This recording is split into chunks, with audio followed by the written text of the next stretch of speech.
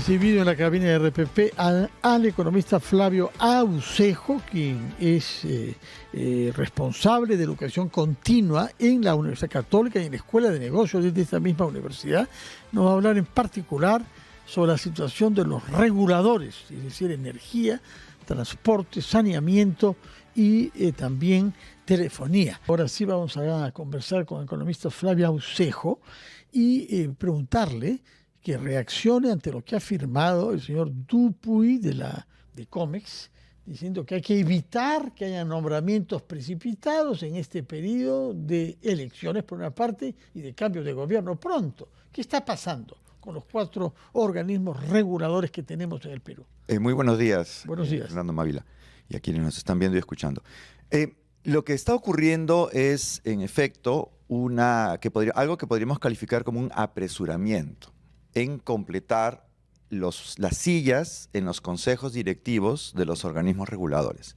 Nosotros tenemos en nuestro país 4 organismos reguladores para agua, telefonía, energía y transporte. En el caso de estos organismos reguladores, todos tienen 5 sillas, excepto el de energía, que tiene 6. En cada uno de estos organismos reguladores, que son el directorio son los que deciden, entre otras cosas, las tarifas, ¿no? Y en cada uno de estos al menos faltan 2 personas por nombrar. Entonces, la convocatoria que ha salido hace unos días, lo que busca es completar esas sillas. Eso estaría todo bien en un escenario pues aséptico, ¿no es cierto? Pero hay que mirar el contexto. Claro. Tenemos un contexto que justo estamos por renovar el gobierno nacional, ¿no? Entonces, la situación se vuelve en realidad un poco complicada porque la base del sistema regulatorio es la autonomía que estos organismos tienen para fijar algo que es absolutamente relevante para ustedes, para mí y para los que nos ven y escuchan, la tarifa. Tanto por los servicios públicos domiciliarios, que son los que tenemos en casa, como para el transporte, como los peajes, ¿ya? Entonces, el nombramiento de estas personas tiene que tener una lógica muy meritocrática y ser personas que pueden tomar decisiones sin ningún tipo de influencia. Lo que ha venido pasando en los últimos años es que ha habido lo que llamamos un deterioro en la institucionalidad regulatoria. ¿Cómo así? Si podemos, claro que sí, digamos, explicar mucho Lo que ha más. pasado es que se han perdido elementos que eran la estrella en la frente que teníamos para el acceso a la OCDE, ¿ya? Porque ese es el otro tema central. Primero, se ha perdido una pieza central que era que la elección de los que toman decisiones no corría paralela a la reelección del gobierno. Esta elección de los reguladores ocurría a mitad de los periodos gubernamentales, por lo tanto no perturbaba ese proceso de elección. Y lo por un protegía proceso de injerencia política. Y lo protegía de injerencia política. Segundo, es que había una clara separación a nivel de las políticas sectoriales, de las políticas regulatorias, en, por ejemplo, la manera como se fijaban elementos de la fórmula para determinar la tarifa. Eso ha pasado en agua, por ejemplo, donde ahora el ministerio tiene injerencia en la forma como la SUNAS nombra las tarifas de agua, ¿no? También ocurría una situación en donde no había una intromisión por parte de agentes externos, como por ejemplo el alcalde que incentiva que no se pague peaje, que es algo que determina OCITRAN, ¿no? O acciones de Contraloría que perturban la forma en la cual se desarrolla la fijación tarifaria, o la Fiscalía, que inicia procesos penales, investigaciones penales sobre funcionarios que determinan tarifas, siguiendo los procedimientos que están establecidos. Y puedo seguir, ¿no? Entonces ha habido un deterioro en esta autonomía y que esto que vemos es una señal más de lo que el propio coordinador del Programa de Políticas Regulatorias para América Latina de la OCDE, con el cual tuvimos un evento hace 2 semanas en el marco de una asociación que tenemos con la Universidad del Externado de Colombia, e invitamos a los presidentes de los reguladores, excepto Sinermin, que no fue, señaló que para la OCDE, iniciativas como, ustedes recordarán, la idea de fusionar los organismos reguladores. Sobre eso también teníamos una pregunta, Correcto. porque dentro de los comunicados que han suscrito los gremios, hay un rechazo a esta fusión. Así es. Manuel Flores, que es el coordinador, señaló explícitamente que esas ideas de fusionar organismos reguladores con la excusa de que vamos a ahorrar presupuesto es una muy mala idea. Porque son, primero, organismos altamente especializados, ¿no? Y entre otras cosas los vuelve vulnerables a elementos de captura. Algunos analistas, entre los cuales me incluyo, sostenemos que en realidad estamos en un proceso lento de captura de los organismos reguladores, ¿no? ¿Por qué? Porque en lugar de tener que capturar 4, solamente capturas 1. al tener organismos fusionados, además de la pérdida de especialización, entre otros elementos, ¿no? Y es un Pero tema... a ver, si vamos... ¿Y con qué interés? Ya, a ver, la captura es un concepto académico que es muy sencillo de entender. Es cuando alguien externo, que puede ser el propio ministerio, toma el control de los espacios de toma de decisiones, los consejos directivos. Relativizar o debilitar los nombramientos bajo una práctica de esta es la persona mejor preparada es una forma de captura. El relajar, lo que ha pasado, relajar los criterios para poder postular es una forma de captura, porque lo que haces es que puedes incidir para que personas que están coyunturalmente vinculadas al gobierno entren en estos gobiernos. Claro, si le entiendo bien es como, a ver, flexibilizar, Correcto. ¿no? Socavar la autonomía, el rigor, la Así es. meritocracia para cualquiera que eventualmente pretenda invadir esos fueros. Correcto. ¿Y por qué es importante preservar esta autonomía? La autonomía no es un permiso para hacer lo que te da la gana. ¿Ya? Los organismos regulares tienen mecanismos de transparencia, rendición de cuentas. Pero la autonomía es clave porque le da predictibilidad al mercado. ¿Ya? Quedémonos con esa frase, por favor. Tenemos que ir a una pausa después de la cual queremos que nos diga de una manera más explícita quién quisiera capturar, al servicio de qué esa captura de los organismos que nos ha explicado muy bien reguladores. Claro que sí. Vamos a la pausa y retomamos más, mira, nuestra conversación con el economista Flavio Aucejo.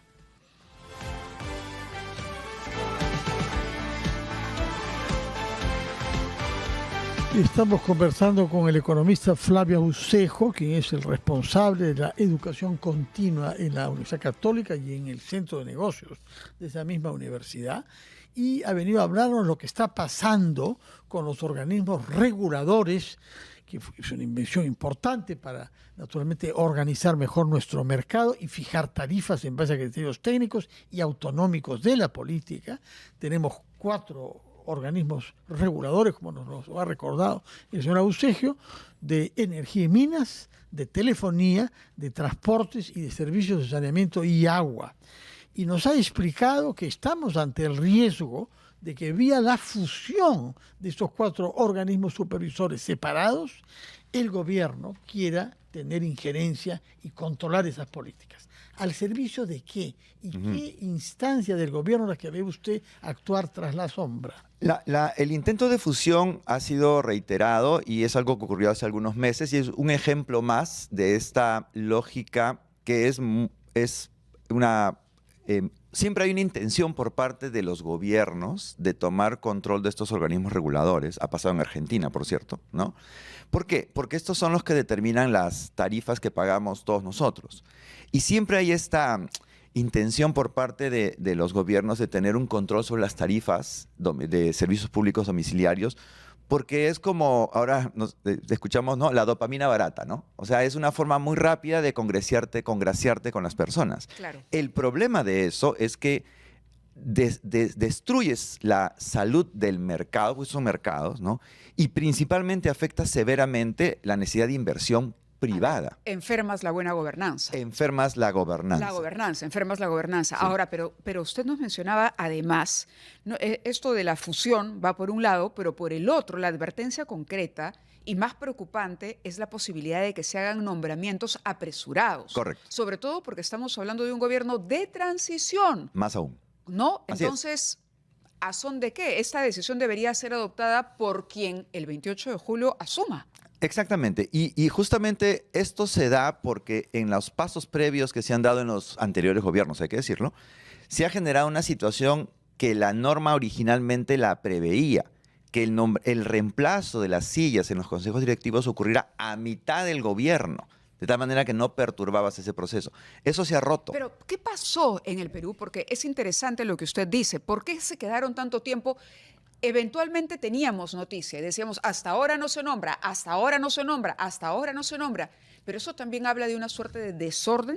Totalmente. ¿Quién pudo remediar eso y no lo hizo? Lo que ocurre es que el remedio venía de los distintos presidentes del Consejo de Ministros que tenían la llave para abrir ese concurso y hacerlo a tiempo. Y esto viene, de hecho, desde el segundo gobierno de Alan García, donde hubo una ralentización en los procesos de nombramiento. ¿Por qué? Porque lo repito, ¿no? La autonomía de los reguladores resulta siendo incómoda para los gobiernos, ya incómoda. Y entonces una forma en la cual tú presionas es no completando la silla de los directorios, lo cual impide que puedan tomar decisiones. Eso en el extremo ha pasado con Ocitrán, que se quedó en algún momento con una persona de una lista de 5, ¿no? Y eso es pues muy malo, ¿no? Porque sin inversión privada, que es la que viene porque hay autonomía y un nombramiento técnico de las tarifas y las condiciones de servicio, no puedes llenar brechas de infraestructura como en el caso de transportes, que es más o menos de 50.000 millones de dólares. Porque tienes organismos cojos. Exacto, exacto. Y también hay que decirlo, la otra parte, la otra cara de la moneda, son las políticas sectoriales, ¿no? Con una renovación de presidentes, ministros y viceministros, prácticamente en el Perú no tenemos políticas públicas desde hace 4 o 5 años. Porque es insostenible una política pública con un ministro que te dura 6 o 8 meses. Interesante, porque lo que nos dice Abona, cuando se habla de inestabilidad política, no hablamos solamente del cambio de los ministros. Hay una serie de cargos, además, Correcto, que son parte de este ecosistema que es el gobierno, pero un gobierno con instituciones sólidas, autónomas, todo en aras finalmente de conseguir objetivos concretos de desarrollo para el país, pero además con una independencia que permita o que evite el copamiento y el acaparamiento del poder. Es correcto, mira, un gobierno en el Perú necesita más o menos, cuando sube al gobierno, necesita como 350 personas para manejar el Estado. Esos son todos los puestos claves en el Estado. Ya eso lo hemos visto en la Escuela de Gobierno y Políticas Públicas, de la cual soy director de Educación Continua, por cierto, ahí, no en la Escuela de Negocios. Entonces, son 350 personas más o menos lo que tiene que entrar con el gobierno, que tienen que estar evidentemente preparados para las posiciones que van a asumir. Una cosa ser es el director de salud y otra cosa ser el director de concesiones forestales, ¿no es cierto? Ese grupo de gente es el que tú tienes que tener apto para poder definir qué es lo que se quiere hacer con el país por parte del nuevo gobierno. Eso lo debemos leer en el plan de gobierno, no importa si es izquierda, derecha, marcianos, ¿ya? Si tú no tienes esas personas... Marcianos también están incorporados al debate. Pero eso de izquierda, derecha o marcianos. Lo que pasa es que cada vez es mucho más, resulta poco práctico para el análisis actual hablar de izquierda y derecha. Sí, claro, es anacrónico. O poco realista de pronto. ¿No? En realidad, yo divido el mundo así, ¿no? Si estás a favor del bienestar o en contra del bienestar. O sea, todos queremos que la cantidad de niños con desnutrición crónica infantil en nuestro país sea la mínima posible. Pero nadie se va a oponer a eso. Esa es la regla con la cual debemos medir el gobierno. La otra regla igualmente importante es la honestidad y la integridad. Porque si no, no baja la DCI. Si no, no hay eficacia posible. Justamente por eso quisiera que nos ponga ejemplos para hacer su explicación más concreta. Por una parte, hemos visto un conflicto hace varios años en Ociptel y un empecinamiento en sacar al señor Rafael Muente, correcto, sobre todo de los primeros ministros que tuvo Dina Boluarte. ¿Qué ha pasado ahí? ¿Qué pasa con la telefonía celular? Que en realidad han logrado deshacerse de alguien que les era incómodo. En segundo lugar, Ocitrán.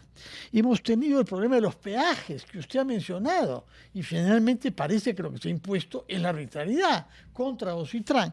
Y el día de ayer me entero que se ha decidido a abolir esa tasa famosa que debían pagar en el aeropuerto nuestros compatriotas que vienen de una provincia y tienen que hacer un traslado de avión en Lima. Se nos dijo que no era posible, hubo un debate tremendo y al cabo de pocos meses aparece una noticia clandestinamente y señalando de que sí, que se ha anulado esa TUA para lo que hacen, repito, transporte interprovincial. Podemos citar también el caso de Ocinerrimín.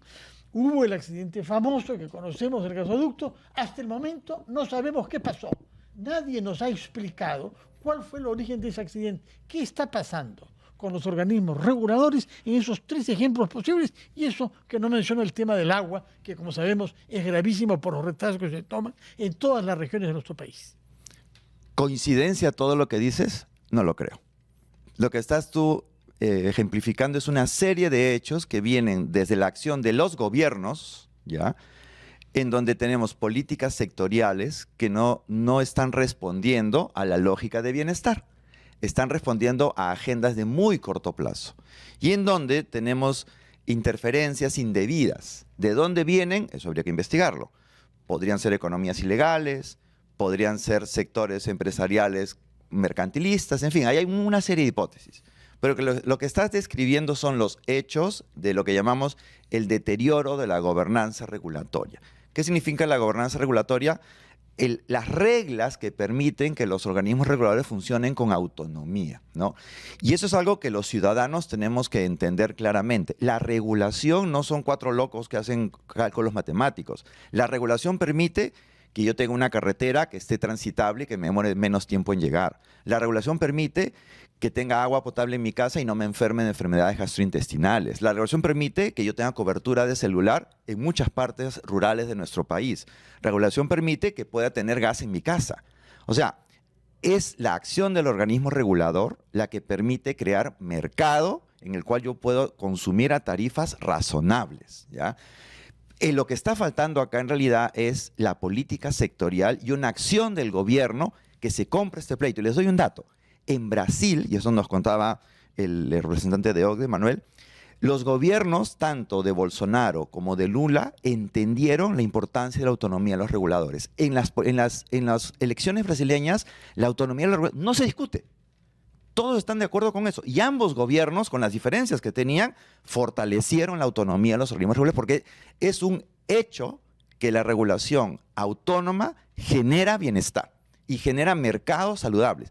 No es una discusión en Brasil, pero aquí todavía lo estamos poniendo en Y eso discusión. que hay una polarización tremenda entre Entonces, Bolsonaro y ¿qué Lula, mejor ¿no? ejemplo del vecino al costado? Muy bien, Flavio, muchas gracias por haber estado con nosotros esta mañana y explicarnos de esta manera más clara. Yo creo que hay una necesidad de mayor docencia para entender justamente el papel que cumplen los organismos reguladores y por qué, así como cuando ya parece que la población va tomando en cuenta que la independencia del BCR, por ejemplo, es fundamental para determinadas cosas, Así es. también hay que entender que Tal la cual. independencia de instituciones como los reguladores también resulta clave para lograr ese desarrollo, pero ese bienestar para el ciudadano, que es el objetivo principal de la generación del mercado. Quiero terminar con un consejo que nos dejó Manuel Flores, que es el coordinador de la OCDE. Dijo, por favor, a los que sean el nuevo gobierno, pregunten antes de decidir. No tomen decisiones sobre la base de la emoción. Tomen decisiones sobre la base de la razón. ¿Qué significa eso? Evidencia, los hechos. Pregunten antes de decidir, por favor. Quisiera Gracias. preguntarle, sin embargo, algo, dado que ha mencionado tanto al responsable de la OCDE con el que está usted en trabajos. ¿Es verdad que habría él dicho que el Perú es entre los países de la región el que más avance tiene en el proceso de adhesión a la OCDE? Bueno, ha salido una nota de la presidencia del Consejo de Ministros ayer señalando, por la visita que ha hecho el primer ministro en realidad, ¿no?, que el Perú es el que ha avanzado. La pregunta es, ¿avanzado en relación a quién? Porque nosotros estamos en este proceso hace 10 años, ¿no? Es cierto que han habido avances importantes, es verdad, ¿no? Pero es un proceso que debería acelerarse, ¿no? Porque la OSD es un espacio donde no están los países ricos, están los países con mejores políticas públicas. Y nosotros estábamos en una buena ruta desde que empezamos en el 2012. Pero esto se ha venido pues deteriorando por lo que llamamos turbulencia política, ¿no? La turbulencia política es como el avión, ¿no? Es crisis tras crisis, tras crisis, tras crisis, tras crisis. Lo que vivimos ahora es una turbulencia política que esperemos que se acabe con el próximo gobierno. Muy bien, muchas gracias por su presencia y por el Gracias a optimismo que tiene en nuestro país en general y en los organismos reguladores en particular. Muchas gracias y muy buenos días, señor Flavio Aucejo, y hasta pronto, esperamos. Muchas gracias.